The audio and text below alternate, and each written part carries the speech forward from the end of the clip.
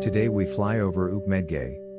It is just a small Lithuanian town today, however, before the World War II, it used to be the 6th largest city in Lithuania.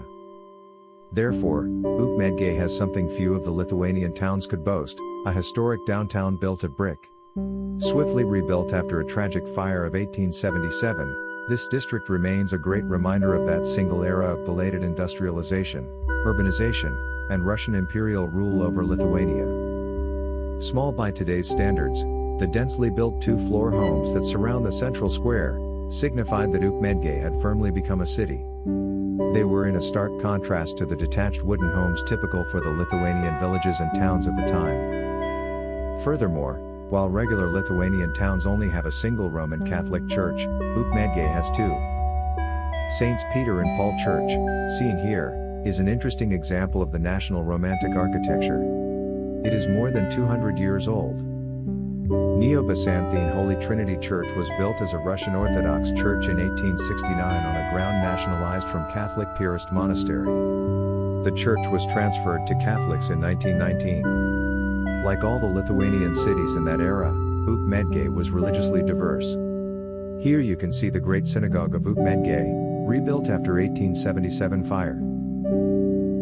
And this is the Russian Old Believer Church, dating to 1873 and still operating right next to the Šventoji River. This church is overshadowed by a large hill, once crowned by a 14th century castle. The castle is long gone, but, to this day, great views of the city may be enjoyed from the top of this hill. Like in this drone video, you may see 19th century outer districts of single-family homes beyond the downtown limits. After Lithuania became independent in 1918, Ukmergė became one of the largest cities of the new country. As such, it received a fair share of investments, such as this Antano Smetona Gymnasium, named after Lithuania's authoritarian president of the time, and the Lithuania Restituto obelisk in the main square.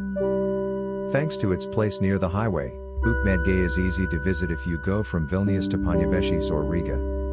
While this freeway is rather new, Ukmergė's position as a traffic hub is not, as its main Vytauto Street coincides with the historic St. Petersburg-Warsaw Road, and, lacking a bypass, it still is full of traffic. We recorded this video during our stop in Ukmergė, before continuing to the other hidden gems of Lithuania, which will be shown in our upcoming Lithuanian drone tour videos. If you find these videos interesting, we invite you to click on the like button and follow this channel in order to be the first ones who see our next video.